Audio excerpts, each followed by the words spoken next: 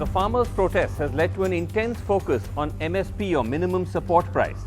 This is a floor price which the government sets for 23 crops, of which it buys primarily 2 crops, wheat and rice, from farmers. The protesting farmers fear that the new farm bills will dilute government-run mandis, where the government makes most of its wheat and rice purchases, and therefore will dilute the MSP system itself. And they've asked that the MSP should be made a legal right. In response, supporters of the bill have argued that the MSP will remain, but that the farmers who are making these demands are mainly big farmers, mainly from Punjab and Haryana, who've cornered government purchases, which is why they're feeling threatened. The bill supporters have argued that because of this government quote-unquote pampering, these big Punjab and Haryana farmers grow far too much rice and wheat, which is hurting rural ecosystems and distorting India's food grain stock. But a group of scholars, Reetika Khera, Sudha, Narayanan and Prankur, Gupta, have sifted through the data on minimum support price using the National Sample Survey and also data from the Food Corporation of India. Their findings challenge many of the commonly held assumptions surrounding how MSP works and who it really benefits. Let's look at the first myth, that the MSP only benefits or largely benefits farmers in Punjab and Haryana. The fact is, the data shows that MSP procurement from other states has actually doubled.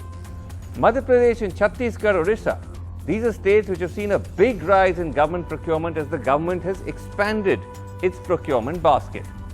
The second myth is that only big farmers benefit from MSP.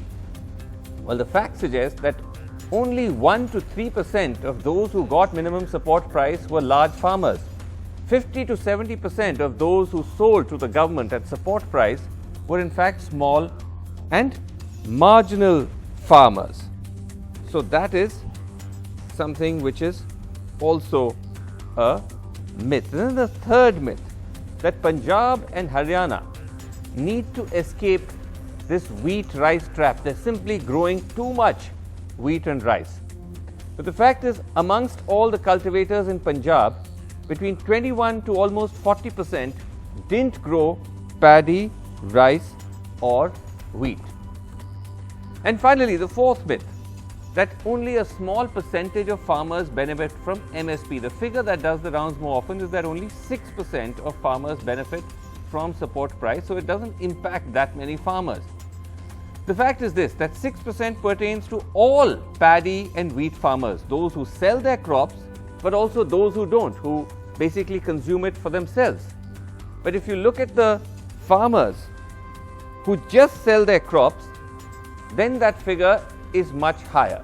That is, a much higher percentage of people who are actually selling their crops, getting the MSP, becomes almost close to 10 to 12%. So that is the crucial myths of the MSP, which the facts at least don't quite seem to measure up.